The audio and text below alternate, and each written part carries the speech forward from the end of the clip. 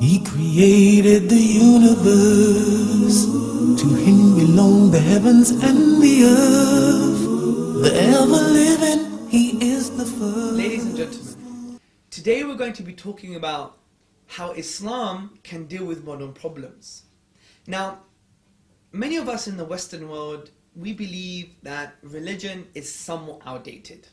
Now we have this concept of modernity, modern times. So our traditional conservative values can no longer deal with modern problems such as economy and politics and life itself. However, I think this is very specific to the Judeo-Christian tradition, because if we look into European history, we see in the Middle Ages the Catholic Church using the coercive arm of the state to prevent any kind of thinking and radical change. This is why you had Martin Luther pin on a church door in Wittenberg his thesis attacking the Catholic tradition. And that created the environment of the Reform. And from the Reform, you had another environment that facilitated the religious wars. You had the 30-year wars, the 80-year wars, the massacre on St. Bartholomew's Day. It was a mess. There was blood in the name of religion. And as a result of this, you develop the thinkers such as Hugo Grotius, Samuel Pufendorf, Locke, and many others to actually de-scope religion, take religion away from the political sphere, and for it to deal with only individual problems. Now, Islam didn't have this history. It just doesn't share European history. And that's why we can't take European history and impose it on every other religion that's not unique to Europe. Now, with regards to Islam, it didn't have this problem because many would argue, Western and non-Western thinkers, that Islam has a unique role to play past, present and future, because its values are timeless and its methods to implement its values are also timeless. Now this may seem like jargon to you, but I want to give you an example with regards to the credit crunch, to economics itself. How does Islam deal with the modern problem of economy? Now, Islam has a very unique economic principle, a general principle. And this principle is to remove the obstacle that prevents the distribution of wealth. This is the main premise, the main focus of Islamic economy. As many economists will tell you that the number one economic problem is actually distributing resources and wealth. That's why we have this huge disparity in the modern world. We have a very few rich, and you have billions with no sanitation and living on less than $2 a day. Now, how does Islam achieve this? Firstly, it achieves this by having the correct geopolitical view. The Prophet Muhammad, peace and blessings be upon him, said in an authentic narration that the son of Adam, myself, yourself, the human being, has no better right than food, shelter and clothing. So there's individual needs, individual essential needs have been defined. In contrast to Western economics, liberal capitalism, it states that there's too many needs and not enough resources. So it creates the mentality of competition. Whereas the view of the Islamic economic perspective, it creates the mentality of distribution because it defines the essential needs. And this is in line with many geopolitical studies.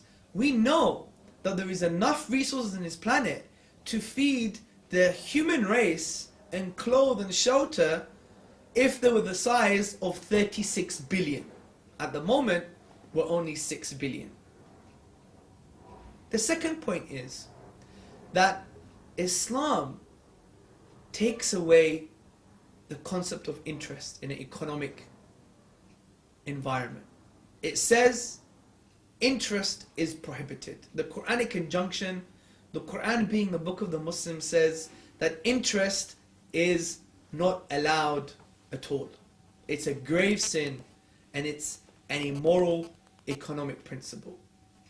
The reason being is because interest is the impediment to the creation of wealth, therefore is an impediment to the distribution of wealth. Why do I say this? Well, if you take interest out of a transaction, it means there's more money in the hands of the individual. And you may say, well, the individual, how does that relate to society? Well, from an Islamic perspective, there is no taxation. The only form of taxation, which we call a form of spiritual tax, which is the zakat, it takes away 2.5% of your residual income. So when that person has more money as a result of not paying interest in financial transactions, that money is going to be dead unless he invests it, because it's going to be decreasing 2.5% each year. So this is an economic stimulus to take that money and inject it back into society to allow businesses and entrepreneurship. The other point I'd like to add is that there is no income tax in an Islamic society. For example, in America, you have an equivalent of 40% indirect taxation, whereas in Islam, there's only that 2.5% flat rate spiritual type of tax. So it means more money in the hands of individuals, therefore there's an economic stimulus to inject it back into society. Another point that needs to be added is that in Islam, there is no belief of a huge free market economy, unrestrained and unrestricted. In Islam, according to the Quranic injunction, it actually says that the wealth amongst the rich should not become a commodity amongst them. So it cannot be monopolized. So this gives the principle that we cannot allow free market economics, which some economists argue was one of the facilitating factors for the credit crunch.